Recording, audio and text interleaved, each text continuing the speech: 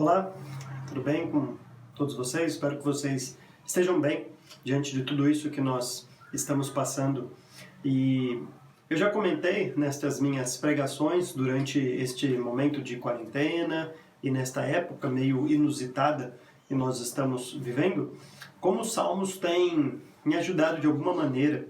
Então, já comentei com vocês que eu tenho lido os salmos, especialmente com a minha família, um salmo por dia, e como esses salmos têm trazido consolo, conforto, um auxílio no momento destas adversidades que nós estamos vivendo. E eu tive a oportunidade essa semana de compartilhar com os nossos irmãos lá de Vitória, no Espírito Santo, online, obviamente, o Salmo 92, e de expor e tratar algumas questões desse salmo.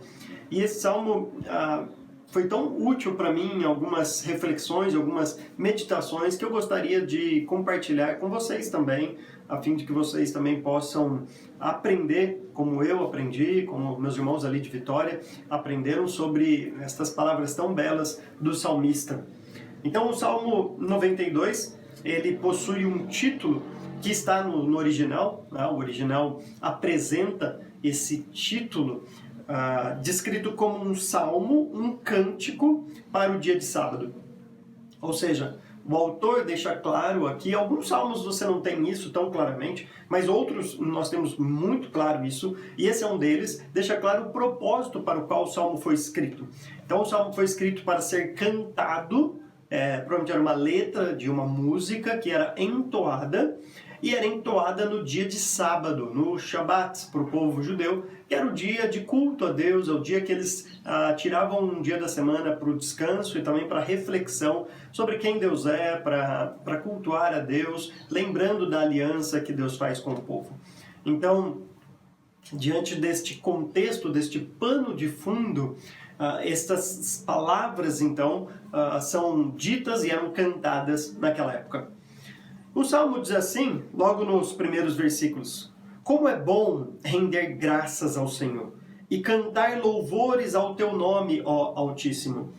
Então esse é o grande tema do Salmo. O tema do Salmo, um salmo de louvor individual, louvor de um indivíduo, é um salmo de ação de graças, de que alguém está louvando e engrandecendo a Deus. E ao mesmo tempo é um salmo cantado, como eu já disse. Então ele diz como é bom render graças ao Senhor, agradecer a Deus e cantar louvores ao teu nome, ó Altíssimo. Talvez você pense, isso que os salmos têm desafiado muito, e que eu acho muito interessante em todo o saltério. Então você pense, bom, falar de louvor a Deus, de exaltar a Deus, de cantar a Deus em momentos como esse pode parecer estranho. Porque geralmente o nosso louvor a Deus, geralmente a nossa ação de graça a Deus, ela é circunstancial. Os nossos louvores são circunstanciais. E não deveria ser assim. Nós não deveríamos louvar a Deus de maneira circunstancial, dependendo das circunstâncias para louvar e entoar a Deus. E isso é uma das coisas que o salmista vai tentar reverter aqui, mostrar um quadro totalmente diferente, uma maneira diferente de louvar e engrandecer a Deus. E ele então começa, o primeiro grande motivo do seu louvor a Deus, no versículo 2, ele diz: anunciar de manhã o teu amor leal e de noite a tua fidelidade.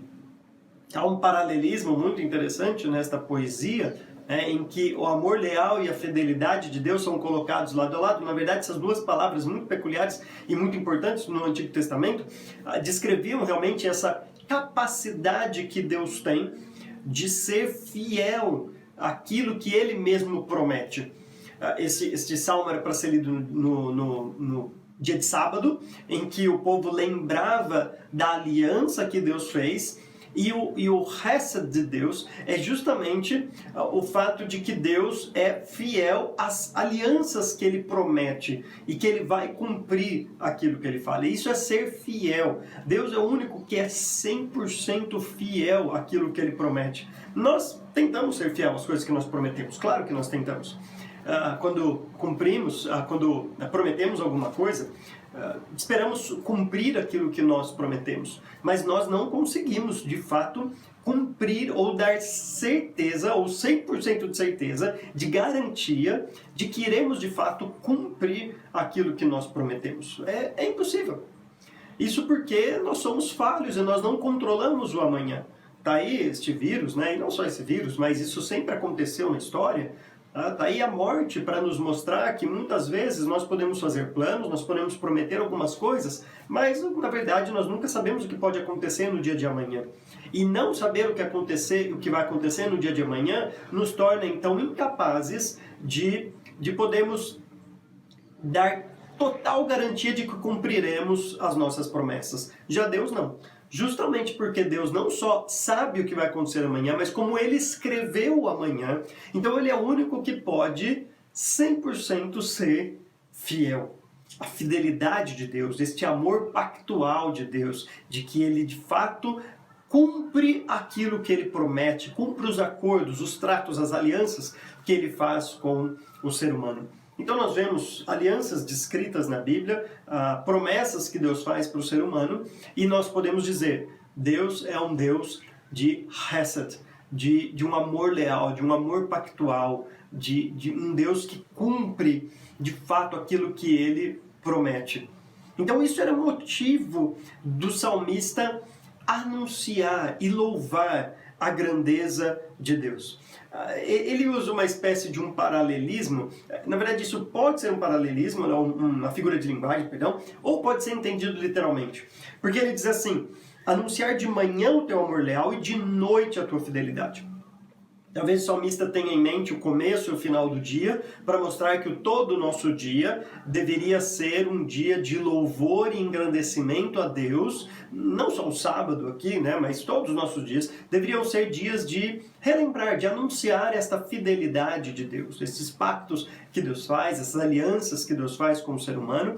Então, o salmista poderia ter em mente uma figura de linguagem. Ou talvez ele poderia entender isso e escrever isso de modo literal. A ideia de você acordar de manhã e lembrar e anunciar este amor pactual que Deus tem para com você, e à noite, ao dormir, lembrar disso outra vez.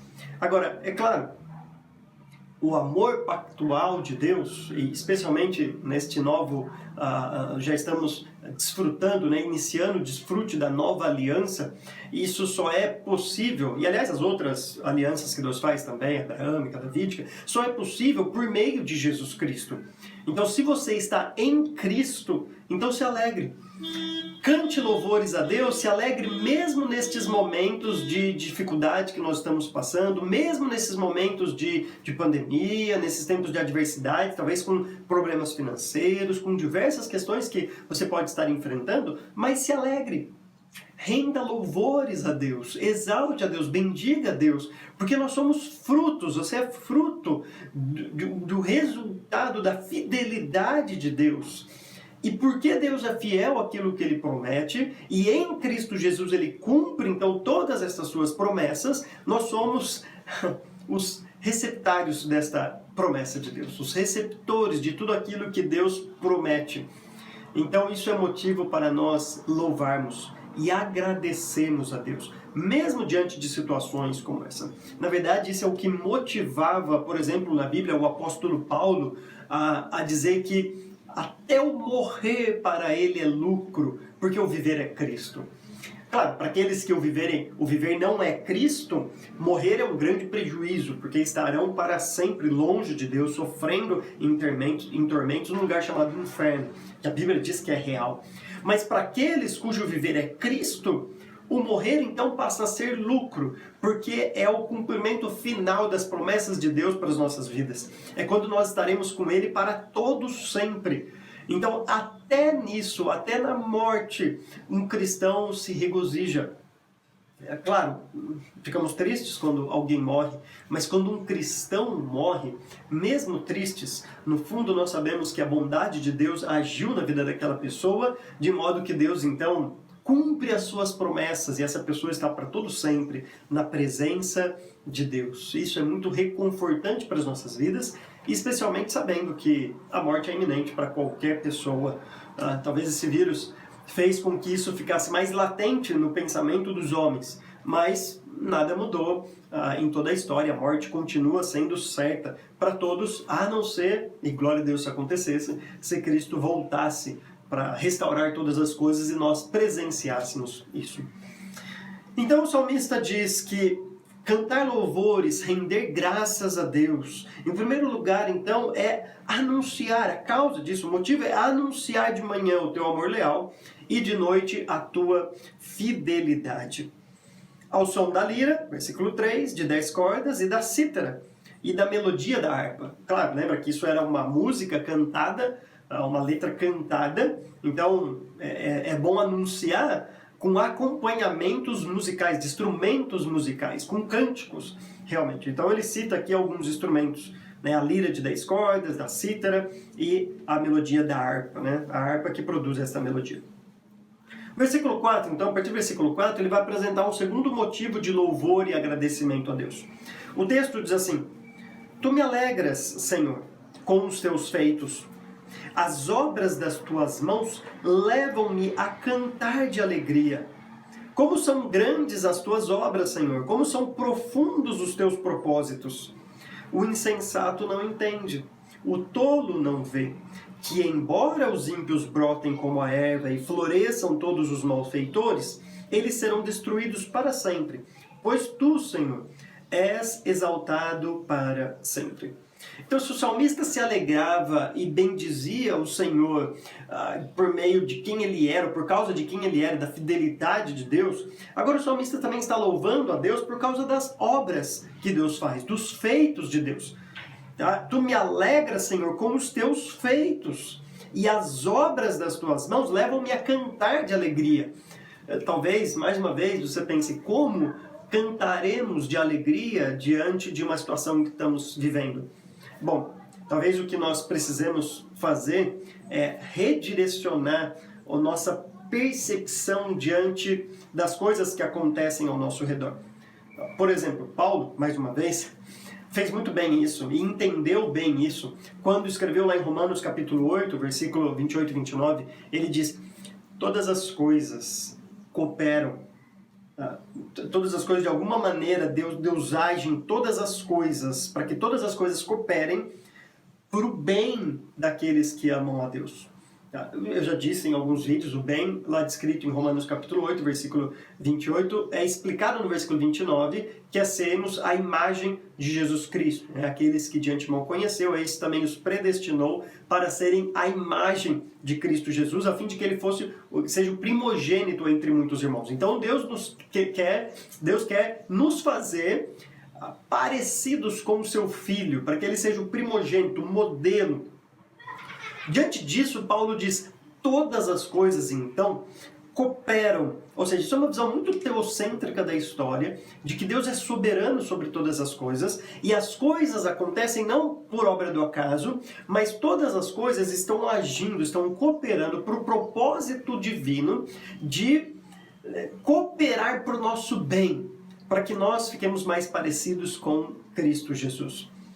Ou seja, talvez o seu desemprego, talvez a morte de um ente querido que você tenha passado, ou presenciado, talvez a sua saúde que pode estar mais debilitada e você pode estar sofrendo com algumas coisas, enfim, talvez o seu tempo que está sendo gasto agora cuidando de outras pessoas, a ajuda que nós temos que dar para algumas pessoas, enfim, tudo isso, pode ter certeza, se a Bíblia fala todas as coisas, nós podemos confiar, todas as coisas cooperam para o bem daqueles que amam a Deus. Se você ama a Deus, se você teme a Deus, se você é um salvo em Cristo Jesus, se você é, como Romanos diz lá, um eleito de Cristo Jesus, um salvo em Cristo, então todas as coisas cooperam para o seu bem, inclusive tudo isso que nós estamos passando.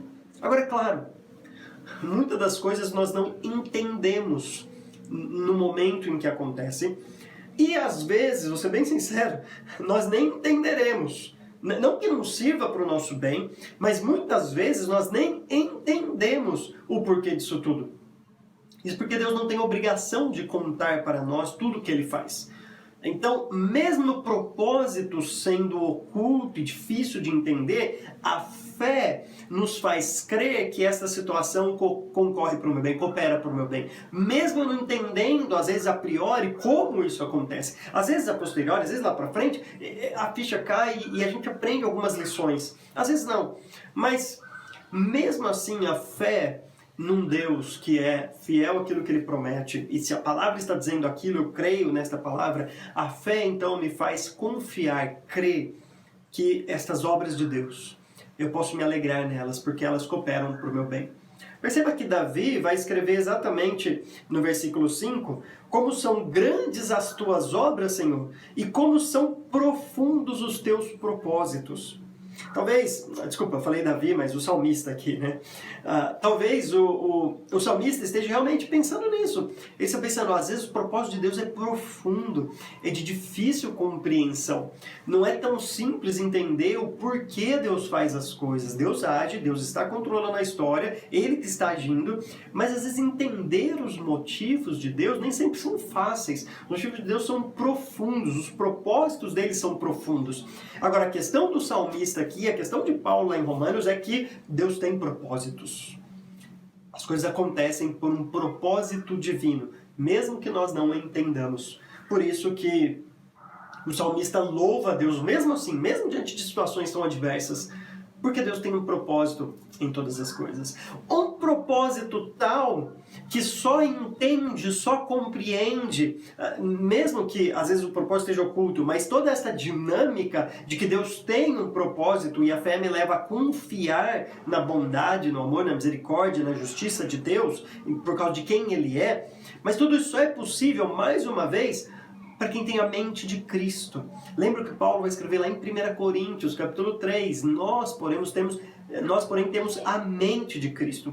E ter a mente de Cristo faz total diferença para encarar estas questões, porque nós as encaramos agora de um modo espiritual, e não simplesmente material, e não simplesmente do aqui e agora. Então uma doença não é só uma doença tem um propósito espiritual. Uma dificuldade financeira, ou uma promoção no trabalho, ou talvez o seu trabalho, aliás eu conversei com algumas pessoas que o trabalho até melhorou nesta pandemia, talvez tudo isso esteja passando, não é só um dinheiro a mais, um dinheiro a menos, uma saúde a mais, uma saúde a menos, não é só isso. A mente de Cristo faz que nós entendamos que existe um propósito espiritual por trás dessas coisas, e é isso que coopera para o nosso bem. O salmista vai mostrar aqui bem claro, versículo 6, o insensato não entende, o tolo não vê. O insensato, o tolo, não vai entender essas coisas. Na verdade, o que eles fazem às vezes é perguntar, cadê Deus nisso tudo? Onde está Deus nisso tudo? Deus não é todo poderoso? Deus não é todo bondoso? Então, onde está Deus em toda essa situação? E o salmista diz, o tolo não vai entender isso, o insensato não vai compreender esta questão, porque eles não têm a mente de Cristo. Eles não olham para situações com a cosmovisão cristã, com a mente transformada e renovada por Deus, numa nova mente, agora que enxerga as coisas de maneira diferente. Então, eles não vão entender isso. O salmista ainda continua dizendo que, embora os ímpios brotem como a erva e floresçam todos os malfeitores, eles serão destruídos para sempre, pois tu, Senhor, és exaltado para sempre. Ou seja, a justiça de Deus, que ele vai desenvolver agora como um terceiro tema, a justiça escatológica de Deus, é um terceiro tema que leva o salmista a louvar a Deus, é demonstrada na destruição de todos aqueles que são ímpios, daqueles que são inimigos de Deus, desses insensatos e tolos que temem, ou melhor, que temam em não enxergar o controle soberano de Deus da história e de tirar ainda Deus da história, de mostrar que na verdade somos tudo fruto do acaso ou coisa assim, e que não temem a Deus de fato. Todas as pessoas que são inimigas de Deus, Deus um dia vai fazer justiça, e de alguma maneira o salmista diz que Deus vai ser exaltado por causa disso. Quem ele é será mostrado por causa desta condenação destas pessoas. Então, olha o que ele diz no versículo 9, introduzindo então este terceiro motivo de louvor a Deus. Lembra? Deus é fiel às alianças, aos pactos que ele faz. Isso é a fidelidade, é o amor pactual, o resto de Deus. Isso deve nos levar a louvar a Deus.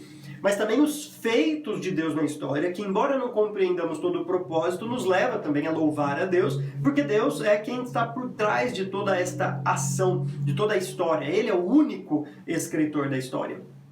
Mas agora também o salmista lembra de uma justiça, de um juízo escatológico que é certo, que vai vir. Então ele diz assim no versículo 9, mas os teus inimigos, Senhor, os teus inimigos perecerão, serão dispersos todos os malfeitores. Tu aumentaste a minha força como a do boi selvagem, derramaste sobre mim óleo novo. Os meus olhos contemplaram a derrota dos meus inimigos.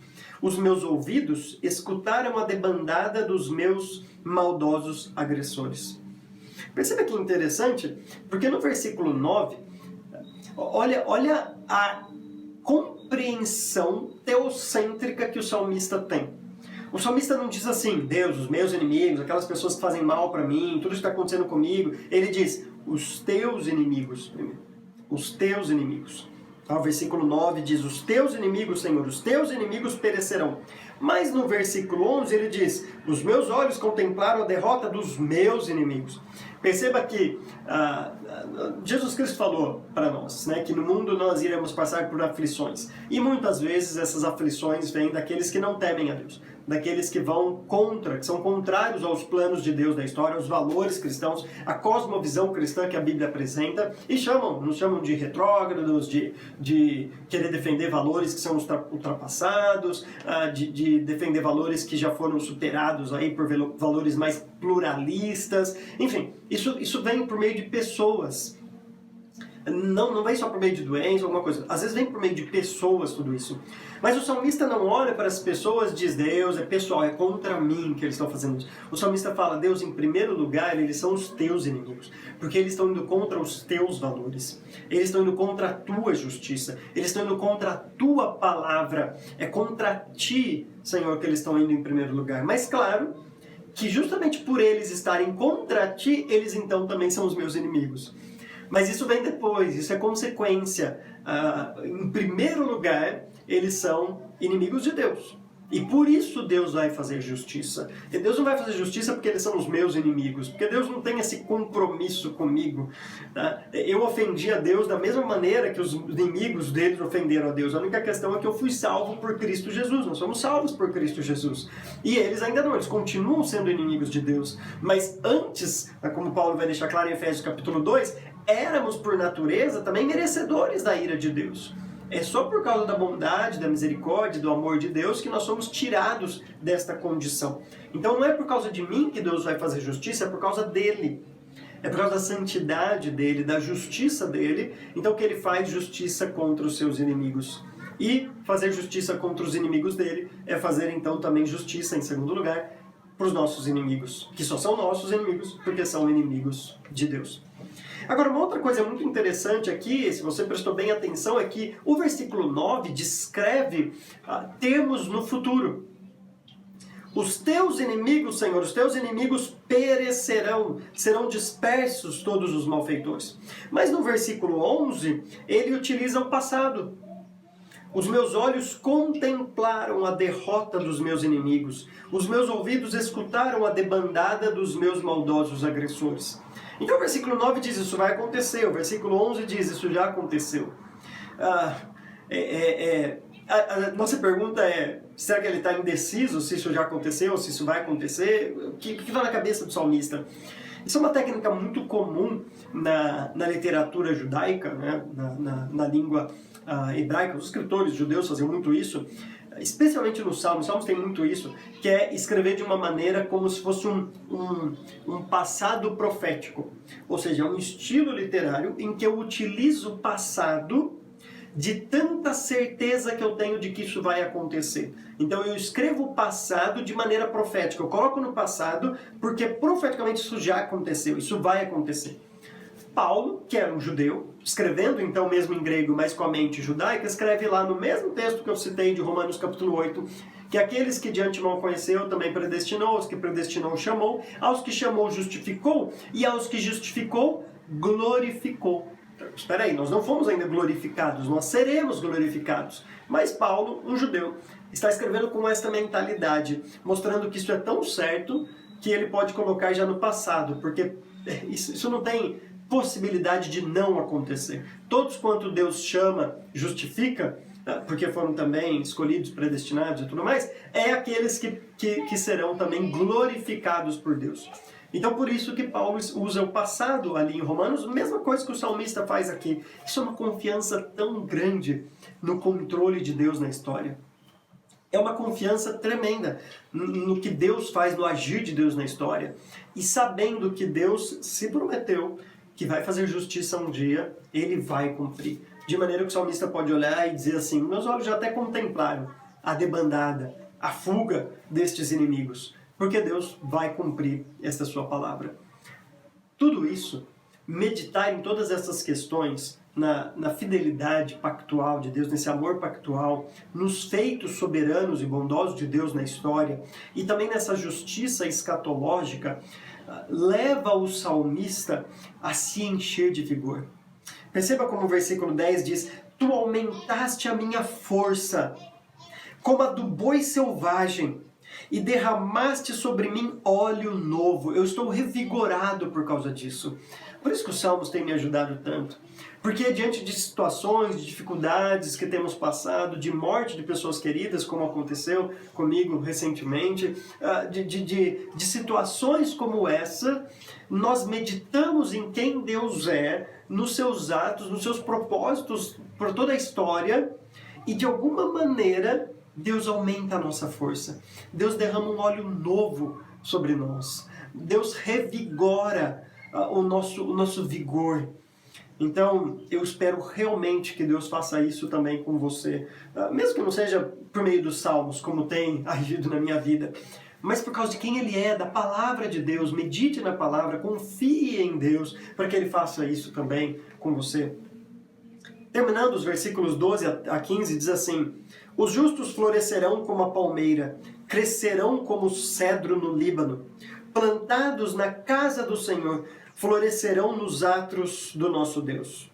Mesmo na velhice, darão fruto, permanecerão viçosos e verdejantes, para proclamar que o Senhor é justo. Ele é a minha rocha, nele não há injustiça. Medite.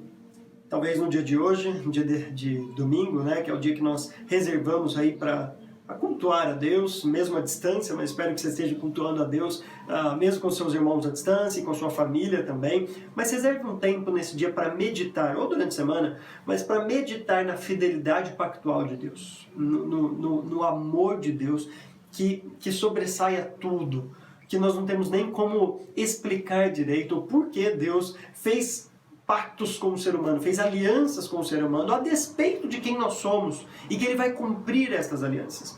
Medite também nos feitos poderosos de Deus, naquilo que traz alegria ao nosso coração, por termos a mente de Cristo e entendermos que Deus tem um propósito para todas as coisas, e este propósito de alguma maneira está contribuindo para o nosso bem. Medite nisso também.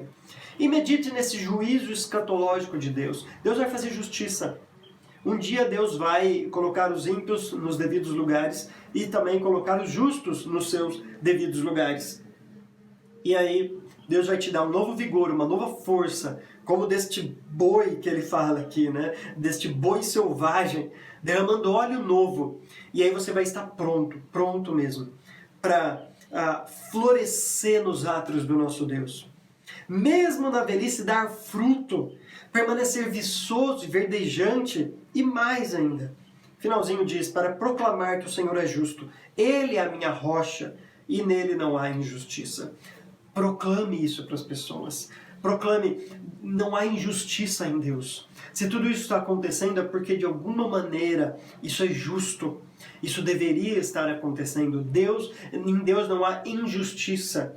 Agora, eu espero que Deus seja a sua rocha, porque passar por tudo isso longe desta rocha, longe dessa segurança, longe do controle soberano de Deus na história, né, de confiar nisso realmente deve ser desesperador. Eu espero que Deus seja a sua rocha e que isso te dê confiança, te dê convicção de que Deus não faz nada de maneira injusta. Deus continua sendo justo, Deus continua sendo bom, amoroso, fiel. Deus não muda os seus atributos e graças a Ele por isso. Então eu espero que seu coração seja aquecido durante este dia, seja renovado ao meditar em quem Deus é, nos seus atos e na sua justiça escatológica. Que Deus te abençoe, que Deus nos abençoe e nos dê uma vida de florescimento, de frutificação na presença dEle. Amém.